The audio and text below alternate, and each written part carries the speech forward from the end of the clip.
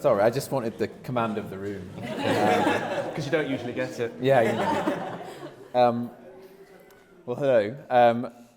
What can I say about Ross and Jade? Well, I suppose I'll start with Ross, given he'd likely push his way to the front anyway, being the shy and retiring bloke that he is. Talking of Ross, I was chatting to the lovely Linda before today. We were just outside the chapel before the ceremony. He said, "You know what, Tom? I can't believe it, really. All I'd ever wished for Jade was to find a charming, respectable, funny, and all-around decent bloke." "Oh, well, better luck next time," she said. Anyway, joking aside, ladies and gents, I have to say, Jade, you look absolutely stunning today. Can we please get a round of applause for Jade?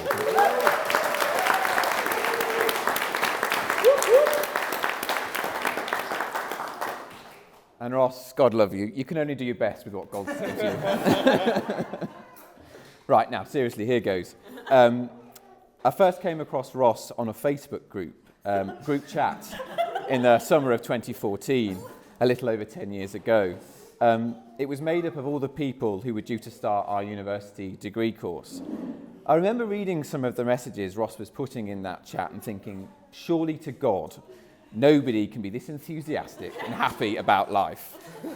Well, there's one guy I'll definitely not be friends with, I thought. Just my luck. Here I am, 10 years later, and he's still not got the message. Anyway, fast forward to moving in day at university. I've got some sort of virus. I'm really quite ill. I'm lying on my bed. My parents are trying to unpack me into my new room. Lo and behold, who should come and stand in the doorway with a beaming smile across his face, ready to introduce himself and tell us what literally felt like his entire life story was Ross Freeman. If I recall, his opening line was, "I'm into baking."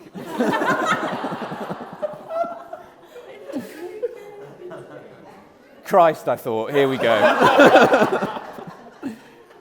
It's that guy from the group chat, just my sodding luck. Anyway, I'm there pretending to be asleep. And I hear my dad explain to Ross that I'm not very well, but he was sure I'll be able to introduce myself just as soon as I'm feeling better. Never one to be deterred, or perhaps just a complete inability to pick up on social cues. I've never been sure which one it is with Ross. He then steamrolled his way into what was a 30-minute conversation with my dad, and apparently thereafter, my life. Jade. You poor soul. I mean, somebody had to take him on. Not all heroes wear capes, but some do stick on a wedding dress and marry this clown. I think it's only right, given your heroics, that on behalf of Ross's friends, I offer you a few words of warning about Ross. Principally, Ross has the ability to get himself caught up in the dodgiest of situations, often through no fault of his own, and I'll give you an example of one. Ross and I were once out in Newcastle celebrating my partner Sarah's 23rd birthday. I'll not bore you with the details, save to say it was not my fault and I was entirely innocent, but I ended up getting punched square in the face. Believe it or not, I actually used to be a lot better looking than this. There was blood everywhere. In order to escape a group of 10 very angry men, we decided to take refuge in a gay bar. Despite having blood all over my shirt, I managed to sneak in wearing our friend Sue's trench coat. Sue's here, actually. I think the coat might be here as well. I was looking very avant-garde, anyway. Once we're in the bar, Ross tells me I ought to change my shirt inside out to escape the notice of the bouncers, given I've got blood all over me. I agree, and I head off to the toilets to change my shirt inside out. Ross follows me into the cubicle. He tells me he wants to gossip on how on earth I'd managed to find myself a victim of a punch-up in the previous bar.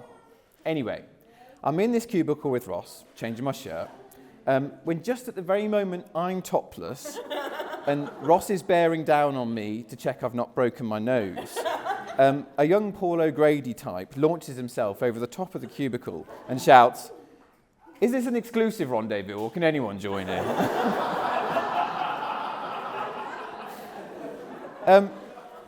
Rather embarrassed, and once I've hastily buttoned up my shirt, Ross and I bumble our way out of this cubicle, and we're treated to a round of applause by every man in the toilets. Genuinely, though, and in all seriousness, Jade, I have to say, here you have found an incredible person to venture through life with. Ross Freeman-Cant truly is one of life's one-offs, and he makes all our lives the richer for it.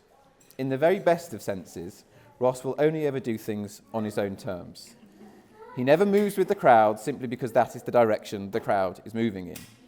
He's open-minded and generous of spirit and takes people as he finds them. His humour is completely wicked but never cruel. And for those of us who are lucky enough to call Ross a friend, will know that he is the truest of friends.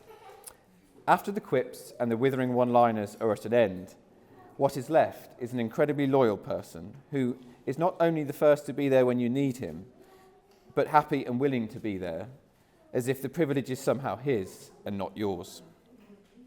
I hasten to add, when I say Ross is the first to be there, I mean this strictly metaphorically, as his timekeeping is simply appalling. I have no doubt that this man will be late to his own funeral. So what now can I say about Jade?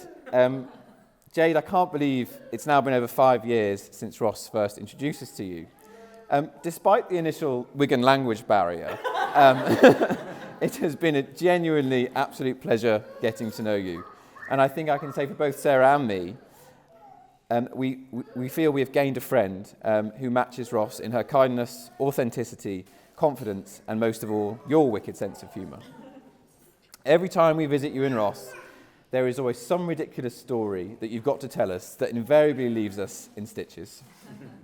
Of course, most importantly, Jade, given the man that you have just married, you also have, as Thom said, and I genuinely didn't check my notes with him before, the patience of a saint. Ross has many fantastic qualities, but anyone that can put up with this man's foibles, not least his ability to trap any poor soul that crosses his path into a free 3-hour conversation, deserves an award. In reality, though, you're perfect for one another, and I think there's no higher compliment I can pay either of you than to say, in the very best of senses, you truly deserve to have found one another. So with that, if I could ask you to please be upstanding and join me in a toast to love, happiness, and the patience of a saint. The patience of a saint.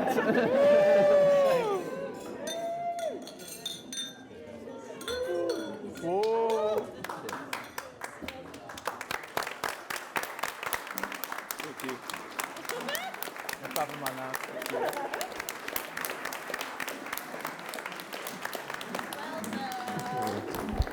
Thank you. I clap myself. Thank you. Oh, lovely. That was brilliant. Excellent.